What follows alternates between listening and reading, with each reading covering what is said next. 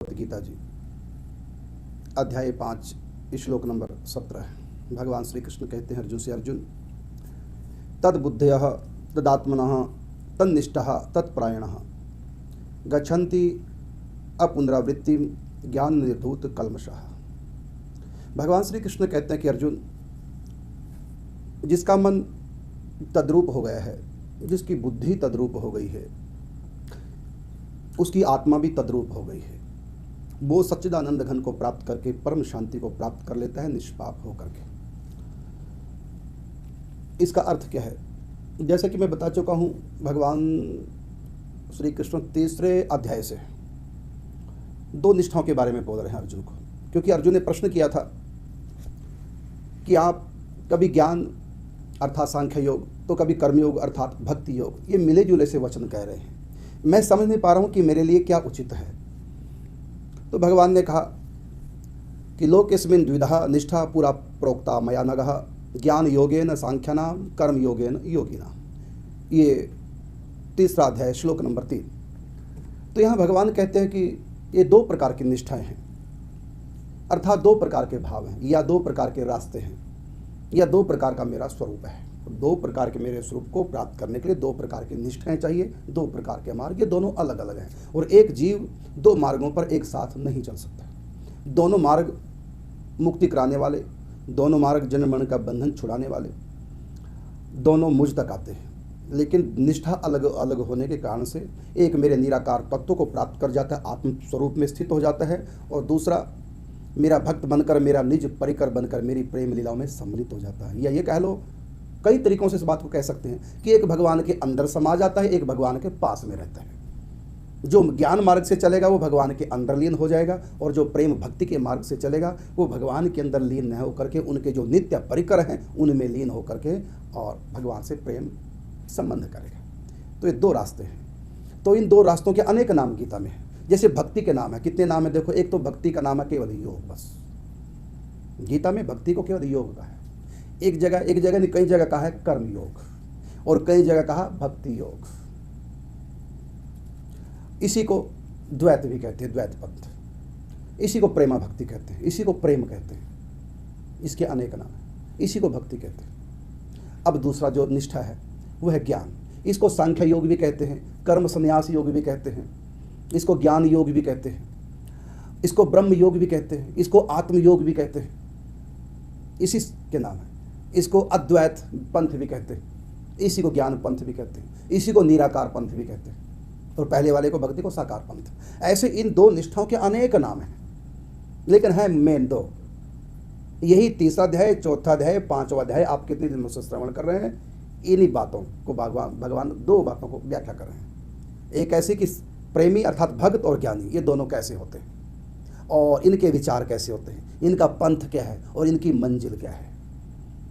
क्योंकि श्री कृष्ण इस समय साकार रूप में है, तो साकार कौन सा है? भक्तों का है, और निराकार किसका है? ज्ञानियों का है। इस प्रकार जब भगवान ज्ञानियों की मंजिल की बात करते हैं उस समय वो भगवान, वो विभु, वो प्रभु, वो निराकार, वो भगवान, तो वो शब्द का प्रयोग कर देते हैं। और जब भगवान भक्तों के लिए बोलते हैं भक्ति पंथ की बात, फिर वहाँ मैं का प्रयोग करते हैं। तेषाम अहम समुद्धरता मृत्यु संसार सागरात भवामी नचिरात पार्थ मैया वेशित चेतसाम।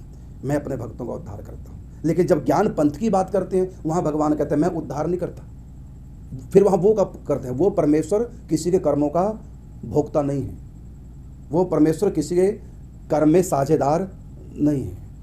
तो वो जो परमेश्वर है, इस प्रकार जो भगवान बोलते हैं वहाँ बोल रहे हैं ज्ञानियों के लिए, और वो परमेश्वर का मतलब निराकार वालों के लिए, निराकार भगवान के, निर्गुण निराकार के लिए। लेकिन जहाँ भक्तों के लिए बोलते हो, क्योंकि दो निष्ठा है, ज्ञान की और भक्ति की। जब भक्ति निष्ठा पे भगवान प्रवचन करते हैं गीता में, और किसी भी अध्याय पे ऐसा कोई अध्याय नहीं जिसमें भक्ति योग के ऊपर भगवान ने ना बोला हो और ज्ञान योग के बारे में ना बोला हो।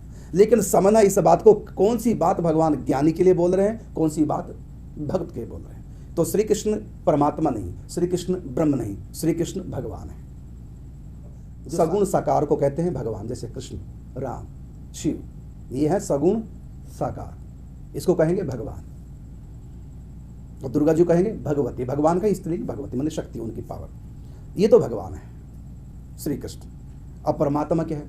तो श्री कृष्ण है सगुण साकार और परमात्मा है सगुण निराकार, ये परमात्मा। और एक तीसरा रूप भगवान को, कौन सा है? वो है निर्गुण निराकार। उसको ब्रह्म कहते हैं।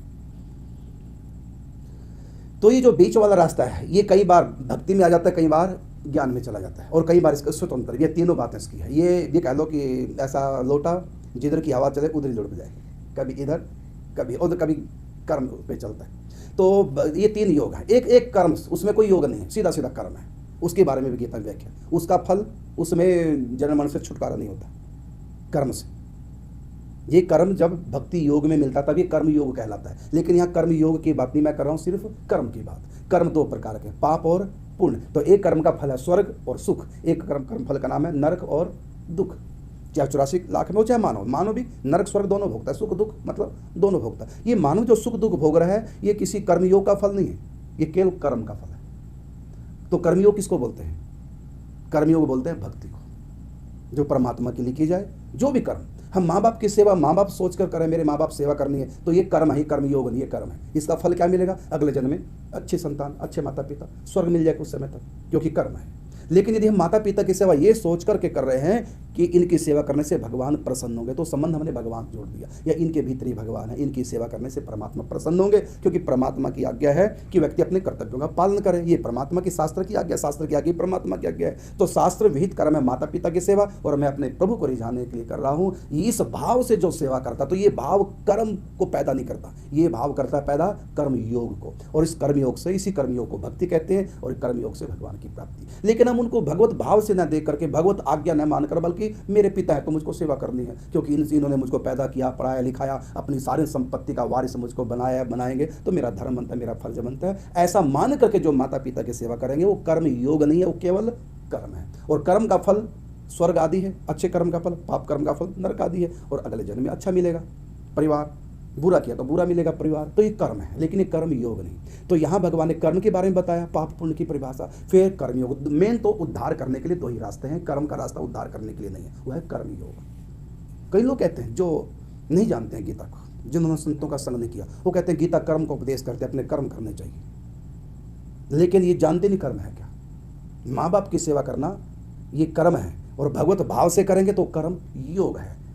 तो कर्म करने से आवागमन से छुटकारा नहीं, कर्म योग का आचरण करने से ही जन्म मरण से छुटकारा, मुक्ति की प्राप्ति होगी। तो यहाँ भगवान, क्योंकि ये अध्याय है कर्म संन्यास योग नाम है, 5वां अध्याय है ये कर्म संन्यास, मतलब सांख्य योगी कैसा है।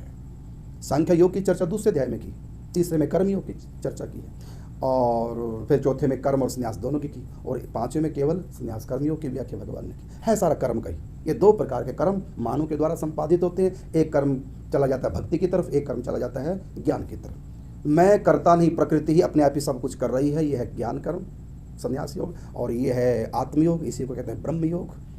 और इसमें मैं शरीर नहीं, मैं आत्मा हूँ, आत्मा में स्थित हूँ, ये ज्ञान योग। और भक्ति, मैं भगवान के लिए सब कर्म कर रहा हूँ, मैं भगवान का दास हूँ, भगवान का सेवक हूँ, सब मेरे प्रभु के स्वरूप है, सबकी सेवा करनी, अपने मालिक को प्रभु को रिझाने के लिए, ये है भक्ति योग। तो भक्ति योग साकार भगवान की तरफ जाता है, क्योंकि ये सब साकार, ये इन्हीं साकार से उस साकार की प्राप्ति करनी। और ज्ञानी साकार में नहीं फंसेगा, वो कहता है सब प्रपंच है, सब माया है। ज्ञानी क्या कहेगा? ये सब स्वप्न है, माया है, प्रपंच है, छोड़ो, हटाओ मन, मैं आत्मा, मेरा ही सर्वत्र प्रसारा, मैं के सिवा और कुछ भी फीलिंग हो रही है सब माया है, सब हट पीछे, आत्मा मेरा, ये है ज्ञान का मार्ग। और भक्ति का नहीं, ये माया नहीं, ये मेरे प्रभु के स्वरूप है, साकार मेरे भगवान है, सबकी सेवा करनी है, इसे अपने प्रभु को रिझाना है। तो इन साकार को भगवान मानना, तो साकार भगवान की प्राप्ति, और इन सबको माया मानकर मन हटा करके आत्मचिंतन में डूब गई, यह है ज्ञान का मार्ग। तो ज्ञानी को भगवत प्रेम प्राप्त नहीं होता, क्योंकि ज्ञानी के लिए भगवान निराकार है और भगत के लिए भगवान साकार है। तो ज्ञानी के लिए पहला निराकार कौन है? तो आत्मा उसका। और भगत के लिए पहला साकार कौन है? तो ये सब जीव जंतु, ये साकार है, ये मेरे ठाकुर जी का रूप है। निज प्रभु मैं देखई जगत कहीं संकर हो विरोध। इन्हीं बातों को दोनों पंथ हैं, दोनों के बारे में भगवान तीसरा, चौथा, 5वां स्कंद आप लोगों को सुनते सुनते आ रहे हैं। अब भगवान अंतिम परिणति क्या है ज्ञानी की, तो वो इस श्लोक में भगवान बता रहे हैं कि जब उनका मन जो है तद्रूप हो जाता है, उनकी बुद्धि जब तद्रूप, तद का मतलब तत् का मतलब वो, मैं नहीं, तत् का अर्थ है वो, तत्रूप हो जाता है, मतलब आत्मा ही परमात्मा, वो मैं इंद्रिय नहीं हूँ, मैं कर्मेंद्रिय नहीं, ज्ञानेंद्रिय, ना मैं मन हूँ, ना मैं बुद्धि हूँ, मैं तो सच्चिदानंद घनमयी आत्मा हूँ। और उनको जो मन की फीलिंग हो रही वो भी मैं ही हूँ, बुद्धि भी मैं हूँ, फिर ये भाव करते हैं। अर्थात आत्मा ही सब जगह है, या तो ये माया है या फिर मैं हूँ आत्मा।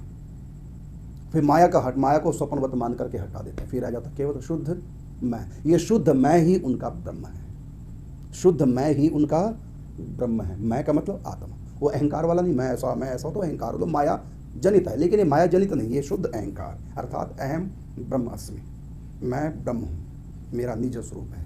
तो उस स्वरूप की जब वो प्राप्ति कर लेते हैं, उसके बाद उनका जीवन कैसा हो जाता है? उनका जीवन हो जाता तद्रूप सब जगह। मन भी तद्रूप हो गया, बुद्धि भी तद्रूप, ये सब कुछ तद्रूप। एको ब्रह्म द्वितीयो नास्ति, वो एक ब्रह्म है, लेकिन उसका कोई आकार नहीं। मुझको जो आकार दिखाई दे रहे हैं ये सब माया है, आकार माया है, लेकिन ये माया जो ये आकार है ये सब माया है, और ये स्वप्नवत है, और ये एक दिन टूट जाएगी, और उनकी टूट गई, इसलिए वो आकार में नहीं फंसते, रूप रंग में नहीं फंसते। न वो भगवान को साकार मानते हैं, न दुनिया को साकार। वो तो कहते हैं आत्मा निराकार, और वही सर्वत्र व्याप्त परमात्मा निराकार, और वो निष्क्रिय ब्रह्म है, उसमें कोई क्रिया नहीं होती। और ये जो क्रिया हमारे शरीर में समाज में हो रही है, ये ब्रह्म का खेल नहीं, ये केवल भ्रम है, ये ब्रह्म नहीं है, भ्रम है, गलतफहमी है, माया का खेल है। जैसे स्वप्न में जो भी कुछ दिखाई देता है, देखने के लिए, सूंघने के लिए, सुनने के लिए, खाने के लिए, छूने के लिए, जो भी कुछ स्वप्न में है वो सब का सब भ्रम है, सत्य नहीं है। जैसे स्वप्न सब भ्रम है, ऐसी ज्ञानी संसार को भी ये जो रूप रंग आकार खेल चल रहे हैं, ये सब माया के, ये सब भ्रम है, हकीकत में कुछ नहीं। तो फिर हकीकत क्या है? हकीकत में जैसे स्वप्न में सब कुछ झूठ है, लेकिन मैं सच्चा हूँ। स्वप्न में शरीर भी झूठा है, सपने में जो मेरा शरीर वो भी झूठा, माया, कल्पना, मिथ्या, और जो और संबंधी दिखाई दे रहे सब मिथ्या, लेकिन दृष्टा साक्षी मैं आत्मा, मैं सत्य हूँ। इसी प्रकार उसकी फीलिंग हो जाती है ज्ञानी की। भगवान कहते हैं कि सच्चिदानंद घन परमात्मा में ही जिनकी निरंतर एक ही भाव से स्थिति, एक ही भाव का मतलब सायुज्य, एक हो गए, दो रहा नहीं, मतलब समष्टि परमात्मा जो सर्वत्र व्याप्त परमात्मा है, उस परमात्मा में और मेरी आत्मा में कोई अंतर नहीं, दोनों मिलकर एक हो गए। जैसे ये ज्योति दोनों को मिला दो तो दोनों, दो ज्योति नहीं रहेगी, दोनों एक बन गई। इसलिए इस पंथ का नाम है, ये भी नाम है उस पंथ का, अद्वैत पंथ, मतलब दो नहीं एक। जैसे कोई भी नदी गंगा जी से जब मिल जाती है तो स्वयं गंगा जी बन जाती है, दो नदी नहीं रही। जैसे प्रयागराज में गंगा और जमुना दोनों मिल गई, तो इधर से जमुना जी आ रही है, इधर से गंगा जी, तो नदी कितनी हो गई? दो थी, और अब आगे मिल गई एक, अब आगे काशी की तरफ हो गई, तो काशी में कौन सी नदी है? गंगा जी। क्यों जमुना क्यों नहीं कहते, गंगा जमुना क्यों नहीं कहते? जब गंगा जमुना दोनों एक हो गई और चली गई आगे काशी जी, दोनों एक होकर काशी गई, तो जब गंगा जमुना मिली तो नदी का क्या नाम होना चाहिए फिर? गंगा और जमुना। पहले क्या थी? गंगा और जमुना। अब क्या बन गई? गंगा जमुना। लेकिन और अब भी है बीच में, भले हमने और शब्द का प्रयोग नहीं किया। अगर हम गंगा जमुना कहेंगे तो गंगा और जमुना का जो अर्थ है, गंगा जमुना का भी वही अर्थ है। इसलिए हम उसको, नदी को, जब गंगा जमुना दोनों मिलकर के एक जाती हैं और काशी पहुंचती है, वहाँ हम ये नहीं कहेंगे गंगा जमुना, क्या कहेंगे? गंगा है।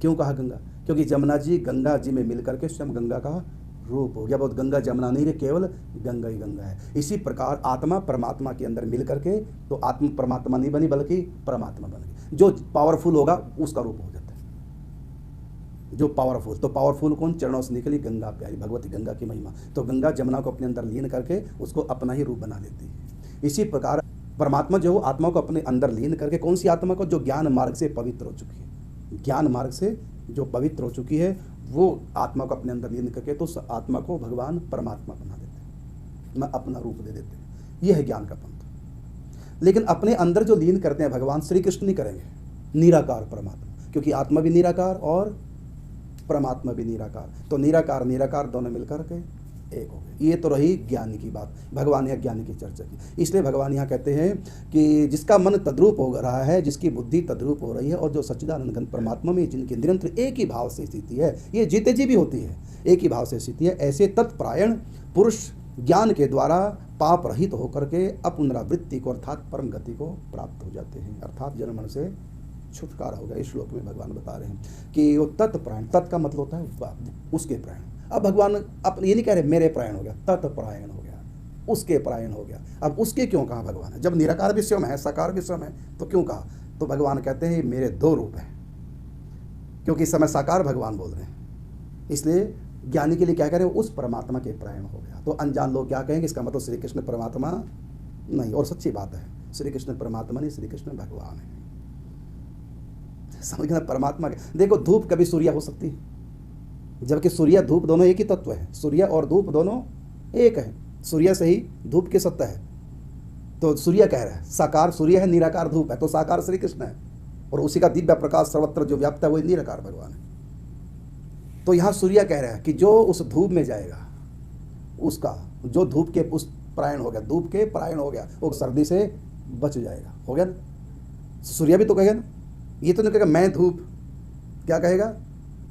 उस धूप में जाओ, सर्दी से बच जाओगे। जबकि धूप है कौन? अरे सूर्य ही तो धूप है उसी का तो है सब खेल। इसी प्रकार जो निराकार परमात्मा वो भी श्री कृष्ण है। धूप कौन है? सूर्य ही धूप बना है, धूप कोई अलग से नहीं आई, कोई अलग तत्व नहीं, सूर्य ही धूप है। इसी प्रकार निराकार ही साकार है, साकार ही निराकार है। तो जब भगवान यहाँ निराकार के बारे में बोलते हैं तो वहाँ तत् शब्द का प्रयोग करके वो कभी ईश्वर कह देते हैं निराकार रूप, कभी विभु कह देते हैं, कभी प्रभु कह देते हैं। और जब भगवान की साकार की बात आती है, भक्ति की जहाँ बात आती है, वहाँ ये शब्दों का प्रयोग नहीं, वहाँ तो मैं का प्रयोग करते हैं। प्रेम तेषाम अहम समुद्धरता मृत्यु संसार सागरात भुआमी नचिरात पार्था मैया वेशित चेतसंग। तो वहाँ भगवान मैं का प्रयोग करते हैं।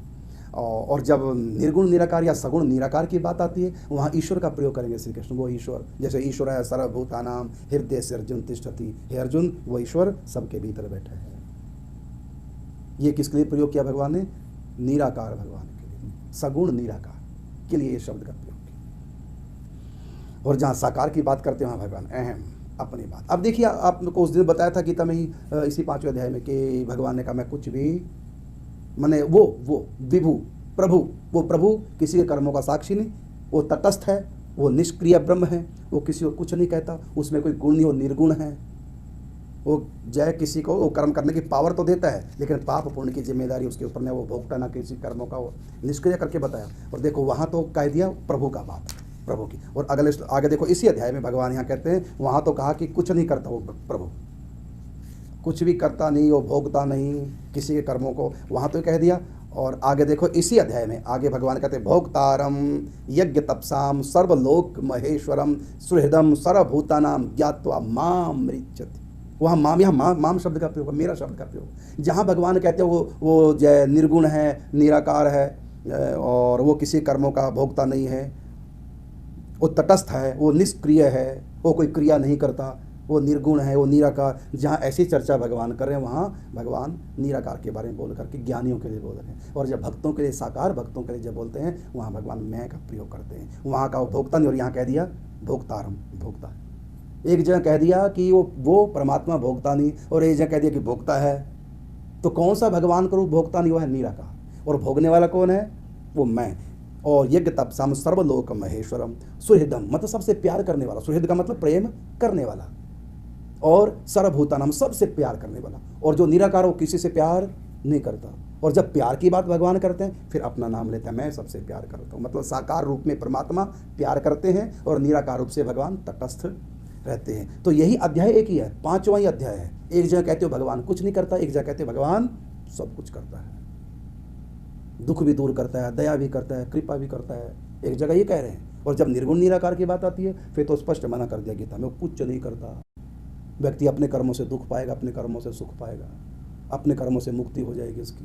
वो तटस्थ है, वो तो केवल एक पावर है, सर्वत्र व्याप्त है, और उसी पावर से ही सब कर्म होते हैं। उसकी पावर के बिना पत्ता तक नहीं हिलता। और वो पावर है क्या? तो बता दिया भगवान ने, मेरी ही पावर है, मैं ही निराकार हूँ, मैं ही साकार हूँ। अगुण सगुण सब आप हो, निराकार साकार सब रूप धरी हे हरि आप बने साकार। सब कुछ आप बने, संसार सब कुछ एक परमात्मा। तो यहाँ कहा कि मन तद्रूप जब हो जाता है, बुद्धि जब तद्रूप हो जाती है, अर्थात परमात्मा के सिवा जब दूसरे की सत्ता ही वासना बंद हो जाए, जो भी कुछ है सब भगवान। जैसे सपने में जो भी कुछ हम देख रहे हैं ना, वो पता क्या है सपने में? चाहे जड़ वस्तु को देख रहे हैं, चाहे हम चाहे किसी व्यक्ति को, जानवर को देख रहे हैं, और चाहे वहाँ अपने आप का शरीर देख रहे हैं, चाहे वहाँ हाथी घोड़ा गाड़ी कार मोटर देख रहे हैं, चाहे बिजली कैमरा कुछ भी हम देख रहे हैं, वो दरअसल है क्या सपने में? वो केवल मन है, बस मन ही सब कुछ बना हुआ है। तो मन के सिवा वहाँ दूसरे की सत्ता सपने में नहीं होती। वहाँ शरीर भी मन बना है, दूसरे का शरीर भी मन बना है। जिस गाड़ी में बैठे हो गाड़ी भी मन की बनी हुई है, जो रास्ते पे चले हो रास्ता भी मन का बना है, और जो सुख दुख हो रहे हो भी मन का ही सब खेल है। मन के सिवा सपने में दूसरे की सत्ता नहीं होती। इसी प्रकार योगी के लिए होता है कि जीते जी आत्मा के सिवा दूसरे की सत्ता कोई नहीं है। सपने में मन के सिवा दूसरे की सत्ता नहीं, और ज्ञानी के लिए आत्मा के सिवा दूसरे को ही सत्ता नहीं। और जो रूप रंग आकार है वो सब मिथ्या है, हकीकत में केवल मन है सपन है। जो कुछ हो रहा है वो सब मिथ्या दिख रहा है, मिथ्या है हकीकत में मन। इसी प्रकार ज्ञानी की फीलिंग होती है कि केवल आत्मा अर्थात मैं ही सर्वत्र, मेरे सिवा किसी दूसरे की सत्ता नहीं, और जो कुछ भी फीलिंग हो रही है ये सब माया का खेल है, इससे मेरा कोई लेन देन नहीं। मेरी जो अनुभूति है केवल एक हो, मैं अहम ब्रह्मास्मि। श्री कृष्ण कौन हो? मैं ही हूँ। ये जीव कौन है? मैं ही हूँ। ये संसार कौन है? मैं हूँ। मेरे सिवा दूसरे की कोई सत्ता नहीं। यह है ज्ञानी की फीलिंग। इसी को परम शांत। वहाँ पे ना राग ना द्वेष ना निंदा। किसकी निंदा करेगा? अपने आप की। वो तो आत्मा को सर्वत्र देखा है सब जगह। तो यहाँ पर कहा कि तत्प्राण पुरुष ज्ञान के द्वारा पाप रहित होकर के, पहले जो पाप उसे बन चुके थे जब वो पूर्ण ज्ञानी नहीं था, पहले जो पाप बन चुके थे वो ज्ञान की अग्नि में समाप्त हो गए हैं, नया पाप उसे बन नहीं पाएगा, तो वो पाप रहित हो गया। पाप रहित होकर अपुनरावृत्ति, ये अपुनरावृत्ति कहते हैं दोबारा न आने को। जन्म मन से मतलब छुटकारा, आवागमन से छुटकारा हो जाता है और परम गति को प्राप्त हो जाता है। ये बात भगवान ने कही। और जब तक उसका सिर, ये नहीं कि सिर छूट के परम गति को ध्यान रखना, ये नहीं भगवान ने कहा सिर छूटेगा तब परम गति, नहीं। अब ये शरीर है, शरीर के होते ही उसकी परम गति हो गई, वो दुख सुख से छूट गया, वो माया से छूट गया, जन्म बंधन से छूट गया। क्या कहेंगे आप? फिर वो मरेगा नहीं? जो ज्ञानी हो गया वो मरेगा नहीं। वो तो हमारी दृष्टि से मरेगा, खुद की दृष्टि से वो नहीं मरेगा। वो ये नहीं कहेगा हाय मैं मर रहा हूँ, हाय मुझे कोई बचा लो, ये सब उसमें नहीं होगा। यहाँ तक कि जो पूर्ण ज्ञान में स्थित हो गया उसका हाथ भी काट, उसको दर्द नहीं हो सकता, मुक्त हो गया। सुख दुख उसके जीवन में आएंगे उसके प्रारब्ध के अनुसार। सुख दुख तो आएंगे ज्यों के त्यों, जीवन का ज्यों की त्यों चलेगा ज्ञान पूर्ण होने के बाद भी, लेकिन उसको स्वयं फीलिंग आनंद के सिवा दूसरे के नहीं होगी। आनंद, सच्चिदानंद, शरीर के टुकड़े टुकड़े कर दो, वही आनंद, वही आनंद। कोई जूते का हार पहना दो, वही आनंद। कोई फूलों का पहना दो, वही आनंद। ना सुख की फीलिंग ना दुख की फीलिंग, जिसका जीवन हो जाएगा। यहाँ तक कि अगला श्लोक में भगवान ने 18वां श्लोक इसी अध्याय का अगला श्लोक मतलब विद्या विनय संपन्ने ब्राह्मणे गवि हस्तनी शूनि चैव स्वपाके च पंडिता समदर्शन। भगवान कहते हैं वो जो ज्ञान हो गया, ज्ञानी हो गया, उसके लिए कहा कि विद्या विनय संपन्न जो ब्राह्मण है, गाय है, हस्तनी मतलब हाथी है, शूनि, शूनि का मतलब कुत्ता है, शूनि चैव स्वपाके, चाहे और पंडिता दर्शन, चाहे स्वपाक मतलब चंडाल, सबसे नीच कर्म करने वाला व्यक्ति, चाहे स्वपाक मतलब चंडाल और चाहे वो पंडित समझदार ज्ञानी विद्वान है, समदर्शन है, वो सबके प्रति बराबर। जैसे स्वप्न में यदि हमको पता चल जाए कि सपना है, स्वप्न में ही देख रहे भी स्वप्न चालू है और हमको पता चल जाए स्वप्न के अंदर ये सपना है, फिर हाथी घोड़े कुत्ता बिल्ली शेर चोर डाकू हथियारा माने हथियारा जो भी कुछ दिखाई दे रहा, आग जल रही है, कुछ भी हो रहा, हमको डर नहीं लगेगा। पता है साहब, जैसे हम पिक्चर जब देखते हैं पिक्चर हॉल में, वहाँ आग भी जल रही है, बाढ़ आ रही है, मार काट गोली कांड क्या क्या हो रहे हैं, लेकिन अपने ऊपर कोई असर नहीं, अपना मनोरंजन हो रहा है। क्यों? हमको पता हो सब कुछ मिथ्या है, एक नाटक है। इसी प्रकार ज्ञान होने के बाद यहाँ सब कुछ उसके आगे अच्छा बुरा सब कुछ होगा, लेकिन वो सब में समदर्शी रहेगा। जैसे हम पिक्चर में चाहे मारधाड़ चल रही है, चाहे आग लगी है, चाहे बाढ़ आई है, सब में हम बराबर आनंद ले रहे हैं, समदर्शी हैं।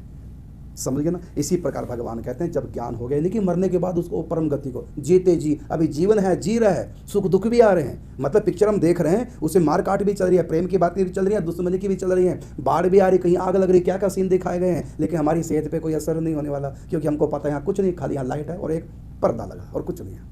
इसी प्रकार स्वप्न में हमको पता चल जाए तो दुख दुख नहीं रहेगा, सुख भी सुख, सुख दुख दोनों से अलग शांत रस सुख हो जाएगा। इसी प्रकार ज्ञानी तो विद्या विनय संपन्न ब्राह्मण कवि हस्तनी सोनी चाहे स्वपाके चाहे पंडित दर्शना, चाहे ब्राह्मण हो चाहे चंडाल हो, गाय हो चाहे हाथी हो, कुत्ता हो, पंडित हो मूर्ख हो विद्वान हो, कोई भी हो, सबके प्रति कहा कि पंडिता समदर्शन। हाँ, वो समदर्शी हो जाएगा। मतलब अब आप कहेंगे समदर्शी का मतलब क्या?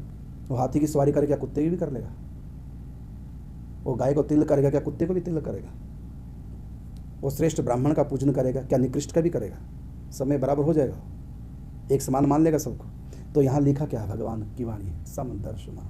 समवर्ती नहीं कहा भगवान ने, समदर्शी कहा, वो समदर्शी बनेगा, समवर्ती नहीं। जैसे पूरा शरीर हमारा है, हाथ किसके? हाथों के प्रति मेरा जितना प्रेम है उतनी ही प्रेम पाँव के प्रति, उतनी प्रेम मुंह के प्रति, सारे शरीर में बराबर प्रेम है ना मेरा। अब हो गया मैं समदर्शी, इसलिए करंट ना लग जाए कहीं भी अंग को, गर्मी ना लगे किसी अंग को, और सर्दी ना लग जाए तो पूरे शरीर पे मैं ममता करूँगा, बराबर है मेरा सब शरीर के ऊपर। लेकिन व्यवहार एक जैसा नहीं, पाँव छू गया, हाथ से पाँव छू दिया तो हाथ धोऊंगा, कुल्ला किया तो हाथ धोऊंगा, हो गया ना अलग अलग व्यवहार। और देखो ऐसे कर लूँगा, हाथ धोने की जरूरत नहीं, ऐसे कर लिया, हाथ धोने की जरूरत नहीं, नाभि के नीचे के अंग छू लिए तो फिर हाथ धोने पड़ेंगे पूजा करते समय। शरीर तो मेरा है बराबर, तो मेरापन बराबर है पूरे शरीर में, लेकिन व्यवहार अलग अलग है। व्यवहार एक जैसा नहीं हो सकता, व्यवहार अलग अलग है। पाँव से मैं जो व्यवहार करूंगा वो हाथ से नहीं करूंगा। कोई गंदी चीज़ अगर हमको उठानी तो हाथ से ना उठा के पाँव से खिसका देंगे। हाथ क्यों नहीं लगा रहे इसको, पाँव से क्यों कर दिया? तो पाँव भी मेरा हाथ है, मेरा भी पाँव से क्यों? इसका मतलब मेरापन हाथ से पाँव से बराबर है। हम समदर्शी हैं लेकिन समवर्ती नहीं, अलग अलग व्यवहार करेंगे। जूता पाँव में डालेंगे, सिर पे नहीं। सिर पे टोपी, तो सिर हमारा जूते से डरता है, हाय सिर पे जूते ना पड़े, और पाँव हमारा जूतों से डरता नहीं, वो तो कहता बढ़िया जूता है और मैं पहनूं। नहीं, तो सिर पे हमने टोपी रखी, इज्जत हो गई, और ये टोपी पाँव के नीचे आ गई तो बेइज्जती हो गई। तो देखो व्यवहार अलग अलग हो गया। समवर्तन, हम सूंघेंगे तो नाक से कान से कैसे सूंघ लेंगे, खाएंगे तो मुख से आंखों से कैसे खा लेंगे? जो व्यवहार मुख से करें आंख से नहीं कर सकते। तिल का माथे पे लगाएंगे, गाल पे कैसे लगा लेंगे? समझ गए ना? तो व्यवहार हम अपने शरीर से समता बराबर है, समदर्शी है लेकिन समवर्ती नहीं। इसी प्रकार ज्ञान होने के बाद तो भगवान कहते हो समदर्शना पंडिता समदर्शना, वो समदर्शी बन जाएगा, सबको बराबर देखेगा। अब सब में क्या देखता है? आत्मवत सर्वभूतेषु, ये है ज्ञान की चरम अवस्था। आत्मवत सर्वभूतेषु, ये ज्ञान की चरम अवस्था। और भक्ति की चरम अवस्था क्या है? वासुदेव सर्वमिति, सब श्री कृष्ण है, यह है भक्ति की पूर्णाहुति, पूर्णता भक्ति की। सब श्री कृष्ण है, सब भगवान है, यह है भक्ति। और सब मैं हूँ, आत्मा ही है और कुछ नहीं है, यह है ज्ञान। तो यहाँ जो है कहते हैं कि विद्या विनय संपन्ने ब्राह्मणे कवि हस्तनी शून्य चय व शोभाके च पंडिता समदर्शन है। तो जो ज्ञानी है वो समदर्शी हो जाएगा। समदर्शी तो भक्त भी है, भक्त और ज्ञानी दोनों समदर्शी हैं, क्योंकि ज्ञानी देखेगा आत्मा को आत्मोत्सर्व भूतेषु, तो एक ही तत्व देख रहा है सब जगह, समदर्शी। और भक्त क्या देखते हैं? वासुदेव सर्वमिति यो माम पश्यति सर्वत्र, वो श्री कृष्ण को सर्वत्र देख रहा है, और एक आत्मा को सब जगह देख रहा है, मैंने अपने आप को सब जगह देख रहा है, और एक परमात्मा को सब जगह। तो दोनों ही समदर्शी। श्लोक दोनों के लिए है, ज्ञानी के लिए भी, भक्त के लिए भी। तो जीते जी भक्त भी यही भाव करेगा, सब मेरे प्रभु के रूप में, सिया राम मैं सब जग जानी करहूँ प्रणाम जोर जुग पानी। तो सब सिया राम का स्वरूप है, ये भक्त भी कहता है और ज्ञानी भी। ज्ञानी क्या क्या कहेगा? आत्मवत सर्वभूते, सब मेरी आत्मा। ज्ञानी का प्रश्न शुरू होगा, मेरी प्यारी आत्मा, मेरी आत्मा, तुम अलग नहीं हो। और भगत का प्रश्न शुरू होगा, मेरे प्रभु की प्यारी आत्मा, मेरे प्रभु की प्यारी आत्मा हो। ये भक्तों का प्रवचन की शुरुआत और ज्ञानियों की शुरुआत मेरी आत्मा।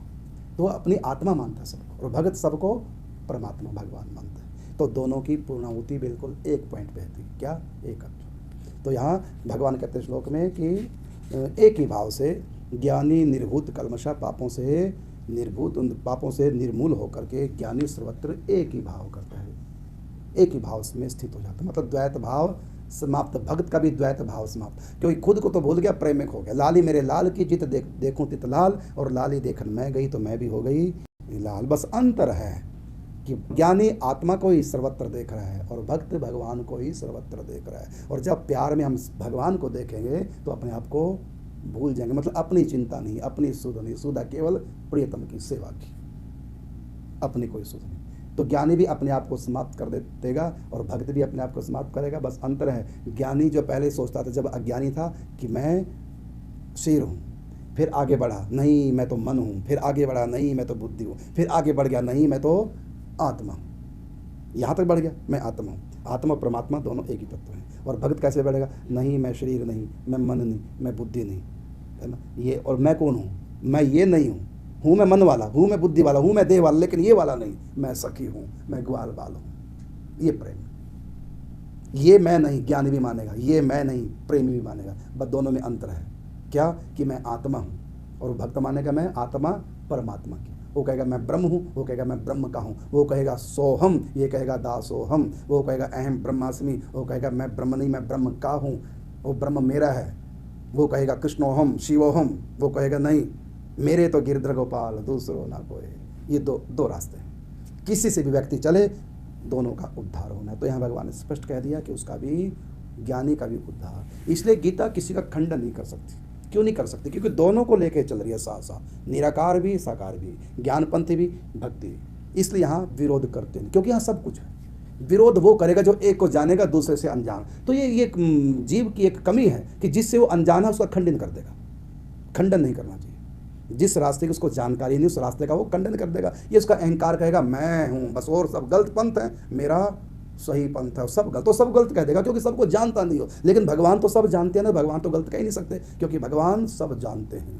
तो ये प्रवचन श्री कृष्ण के हैं अर्जुन को, वो सब जानते हैं निराकार साकार का पंथ, निराकार का पंथ, क्योंकि स्वयं है, उनके सिवा दूसरे की सत्ता तो है ही नहीं, वो सब जानते हैं। इसलिए वो स्वयं बता रहे हैं कि मैं निराकार भी हूँ, मैं साकार भी हूँ। निराकार की प्राप्ति का ये रास्ता है, साकार की प्राप्ति का ये नहीं कहा कि निराकार घटिया तो मैं बढ़िया तो मेरी पूजा करो निराकार, ये सब नहीं, क्योंकि वो भगवान है, वही निराकार वही साकार है। कभी सूर्य कहेगा कि धूप को ना मानो मेरे को मानो, और धूप भी तो वही। ऐसे भगवान श्री कृष्ण निराकार साकार दोनों की बात बता रहे हैं। इसलिए कोई निराकार माने चाहे कोई साकार माने, सबका उद्धार गीता कहती है। इसलिए जो गीता को मानते हैं वो किसी से ईर्ष्या कर ही नहीं सकते, और जो गीता का पूर्ण तत्व नहीं जानते, जो केवल एक को चलना तो एक ही को लेके पड़ेगा। जैसे हमने निराकार को त्याग दिया, साकार को पकड़ के रखा। हम अपनी बात करें, आप लोगों की बात कर रहे हैं, हम निराकार को नहीं मानते, हमको निराकार से कोई मतलब नहीं, ना हमको मुक्ति से कोई मतलब, हमें मुक्ति से आगे भगवत प्रेम, वो साकार से हमारा मतलब। तो मतलब भले हमारा साकार से है, लेकिन हम जानते तो है ना कि निराकार भी हैं, क्योंकि गीता पढ़ी, भागवत पढ़ी, रामायण पढ़ी है। इसलिए गीता भागवत रामायण पढ़ने वाले पूर्ण ज्ञानी कहलाएंगे, पूर्ण अधूरे नहीं, क्योंकि उनको निराकार का भी ज्ञान है, साकार का भी। इसलिए वो निराकार मानने वालों को भी गलत नहीं कह सकते, लेकिन वो लोग साकार को मानने वालों को गलत कहते हैं, क्योंकि उनके जो धर्म ग्रंथ है ना, उनमें केवल एक ही चर्चा बस निराकार की, साकार की चर्चा तो है ही नहीं। इसलिए उनके जो अनुयायी हैं वो केवल निराकार को मानते हैं। फिर वो सोचते हैं कि हमारे गुरु जी निराकार कहते हैं, इसका मतलब निराकार ही होते होंगे, फिर साकार होते नहीं। और ये जो मंदिरों में मूर्ति पूजा करते हैं साकार की, इसका मतलब गलत है, इसका मतलब ये गलत है। ऐसा क्यों कह रहे हो? क्योंकि उनके पास उतना ही ज्ञान है, बस उस ज्ञान के अनुसार तो फिर हम लोग गलत हैं। इसलिए हम उनको ये ना कहें कि तुम झूठ बोल रहे हो, नहीं, हम कहने की आवश्यकता नहीं, क्योंकि उनको उतना ही पता है। इसलिए वो लोग ठीक है भाई, जिसको जितना पता हो उतनी बात कर रहे हैं, उतना ठीक है। जैसे मेरे को 5 का पढ़ा और 5 नंबर तक आता है, 5 दूनी 10, 5 3 15, 5 चौके 20, 5 5 25, आगे मुझको आता नहीं। तो 25 तक आ गया मुझको, मैंने 5 तक आ गया, इसका मतलब यहाँ तक तो मैं ठीक हूँ ना, आगे भले मैं नहीं जानता। इसी प्रकार वो जितना उनके गुरु ने ज्ञान दिया, जितना उनके ग्रंथों में एक बात है, एक संप्रदाय की बात है, इससे दूसरे का खंडन कर देंगे। लेकिन जो सच्चे हिंदुओं किसी धर्म का खंडन क्यों नहीं कर पाते? क्योंकि कहीं गीता में है ही नहीं खंडन, ना निराकार का, ना साकार का, भागवत जी में कहीं खंडन नहीं, और रामायण में कभी खंडन नहीं, किसी भी का। उनके यहाँ खंडन मिल जाएगा। क्यों खंडन मिल जाएगा? क्योंकि उनको एक नॉलेज है, बस एक रास्ते का। इसलिए सचमुच में जो गीता पढ़ता है वो कभी किसी धर्म संप्रदाय का खंडन कर ही नहीं पाएगा। हाँ, रीति रिवाजों का खंडन कर सकता है, और रीति रिवाज अलग हैं। कोई नाम जप करेगा, कोई चिंतन करेगा, कोई कीर्तन करेगा, ये रिवाज हैं, ये अलग अलग हैं सबके, ये तो अलग चीज़ें हैं। लेकिन मूल में जो रास्ते हैं निराकार और साकार के, ज्ञान का और भक्ति का, ये 2 ही रास्ते हैं, और दोनों रास्ते सत्य हैं, झूठ नहीं है। इसलिए कोई परमात्मा को निराकार कहे उसको भी प्रणाम, और कुछ जो साकार को मानते हैं उनको तो है ही है प्रणाम। इसलिए सनातन धर्म में जो पैदा हो गए, सनातन धर्म के संतों का संग करते हैं। सनातन धर्म मूल जो ग्रंथ हैं, जो अनादिकाल से सतयुग से प्रारंभ ग्रंथ हैं, इन ग्रंथों को जो पढ़ता है, पुराणों को जो पढ़ता है, आप कहेंगे गीता तो सतयुग का ग्रंथ नहीं। आप गीता उठा के पढ़ो, सतयुग का ग्रंथ है। गीता उठा के पढ़ो, ये ग्रंथ सतयुग का है। अभी देखो, आपको बताता हूँ, देखो भागवत में भगवान कहते हैं कि भगवान बोले, गीता का 3रा अध्याय 30 नंबर श्लोक, लोकेस्मिन् द्विधा निष्ठा पूरा प्रोक्ता मया नघा, ज्ञान योगेन सांख्यानाम और कर्म योगेन योगिनाम। तो भगवान कहते हैं कि हे निष्पाप अर्जुन, इस श्लोक में 2 प्रकार की निष्ठा मेरे द्वारा पहले कही गई थी, पहले कही गई थी, माने अब नहीं, पहले कब? तो 4था अध्याय पढ़ो फिर आप इसके बाद। तो वहाँ कहते हैं कि मैंने ये योग सूर्य को दिया था, सूर्य ने अपने पुत्र मनु को सुनाया, मनु ने फिर इक्ष्वाकु, है ना। तो आगे होता ये योग ऋषियों तक पहुंचा, लेकिन फिर योग लोग भूल गए रजोगुण में फंसकर। अब दोबारा से वही मैं अब तुमको सुना रहा हूँ, जो मैंने सतयुग में सुनाया था वही योग मैं तुमको अब सुना रहा हूँ। मनु को सुनाया, मनु ने फिर इक्ष्वाकु, मैंने सूर्य को सुनाया, सूर्य ने मनु को, मनु ने इक्ष्वाकु को। इस प्रकार राज ऋषियों ने इस योग को जाना है। तो ये ज्ञान तो भगवान सतयुग में भी दे चुके हैं सूर्य भगवान को। ये ज्ञान, ये गीता का पाठ हम जो करते हैं, ये सतयुग में भी देवता गीता जी का पाठ करते, ऋषि मुनि करते थे। तो भगवान श्री कृष्ण कहते हैं अर्जुन को 4थे अध्याय में कि ये ज्ञान जो मैं तुमको दे रहा हूँ, ये ज्ञान मैंने सूर्य को दिया था, सूर्य ने अपने पुत्र मनु को दिया था, मनु ने अपने पुत्र इक्ष्वाकु को दिया था। और इस प्रकार ये राज ऋषियों से पीढ़ी दर पीढ़ी योग चला आ रहा है, लेकिन बीच में लुप्त हो गया, इसलिए अब दोबारा से मैं इसको दे रहा हूँ। तो ये गीता ग्रंथ कब का है? सतयुग का है। ऐसी गोस्वामी तुलसीदास ने रामायण लिखी, ये आज से 500 साल पहले नहीं लिखी, ये सतयुग की रामायण है। स्वयं लिखा रामायण में कि शंकर, जिसका नाम है रामचित मानस, जो शंकर जी के मन में थी, इसी राम कथा को पार्वती को सुनाते हैं। यही राम कथा शंकर जी ने नरहरिदास जी को सुनाई, शंकर भगवान ने प्रकट होकर के, और ये कहा था कि इस कथा को तुलसीदास को सुनाना। तो शंकर जी ने सत्ययुग में जो कथा थी शंकर जी के पास पार्वती को सुनाते थे, वही कथा नरहरिदास जी को सुनाई शंकर जी ने, और नरहरिदास जी ने शंकर जी के कहने से तुलसीदास जी को सुनाई, और तुलसीदास जी ने वही कथा चौपाइयों में लिखी थी। पहले संस्कृत में लिख रहे थे, शंकर जी ने कहा नहीं हिंदी में, उसमें भाषा में लिखो, तब उन्होंने भाषा ग्रंथ में लिखी, संस्कृत छोड़ दी। तो जब वो संस्कृत में लिखते थे शंकर जी चुरा लेते थे, हर रोज लिखते थे सुबह गायब कागज। ये होता क्या है? तो अंत में भगवान ने कहा नहीं, जो तुमको उपदेश मिला हमारा कि ग्रंथ लिखो, वो ग्रंथ संस्कृत में नहीं लिखना, भाषा में करो, भाषाबद्ध करो। तब चौपाइयों में भाषा में लिखा और तब ये ग्रंथ छपा। तो ये हमारा जो रामचरितमानस है, मत सोचो कि ये 500 साल पहले का ग्रंथ है। 500 साल पहले का नहीं, ये भी सत्ययुग का ग्रंथ है। हमारे सारे ग्रंथ अनादि ऋषि मुनियों से चले आ रहे हैं। फिर ये कागजों में तो अब छपने लगे जब से ये प्रेस आई। इससे पहले छपने की आवश्यकता भी नहीं थी, मनों में थे सब, ताड़पत्र पर लिखते थे, नहीं तो इससे पहले मन में थे। ये ग्रंथ सब अनादि हैं। तो ये ज्ञान जो गीता का है, ये अनादि सत्ययुग से। तो ये जितने भी ज्ञान है हमारे सनातन धर्म के पास, ये सब सत्ययुग से और पूर्ण ज्ञान है। निराकार साकार हजारों रास्ते हैं परमात्मा को प्राप्त करने के लिए, लेकिन वो सब रास्ते इन दो के बीच में आ जाते हैं। एक ज्ञान का पंथ, एक भक्ति का पंथ, इसी के अंतर्गत सारे रास्ते हैं। इसलिए सनातन धर्म के ग्रंथों को पढ़ने वाले, गीता रामायण भागवत आदि ग्रंथों को पढ़ने वाले, वो किसी धर्म का विरोध नहीं करते। कोई कहता है भगवान निराकार होते हैं, तो ठीक है होते हैं, किसी के रूप में कोई माने। इसलिए सनातन धर्म किसी का विरोध कर ही नहीं सकता, क्योंकि यही वास्तव में धर्म है। बाकी सब संप्रदाय हैं, पंथ हैं, मत हैं, और ये सत्य है।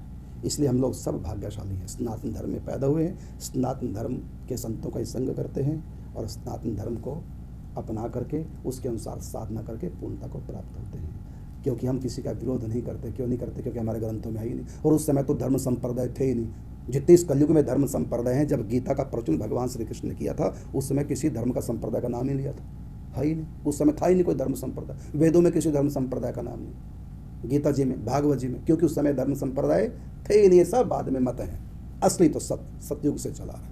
यही सत संप्रदाय है। इन्हीं ग्रंथों का आश्रय लेकर के व्यक्ति को आगे बढ़ना चाहिए, क्योंकि इन ग्रंथों को मानने वाला किसी पंथ का विरोध नहीं करेगा, वो कट्टर नहीं हो सकता, किसी मतांतर से लड़ेगा नहीं, झगड़ेगा नहीं, क्योंकि उसको सब जगह एक ही तत्व दिखाई देता, सब मेरे प्रभु के स्वरूप हैं। धर्म न सिखलाता है बैर, सब हैं अपने कोई न गैर। शेष कल। जय श्री राधे, जय श्री कृष्ण।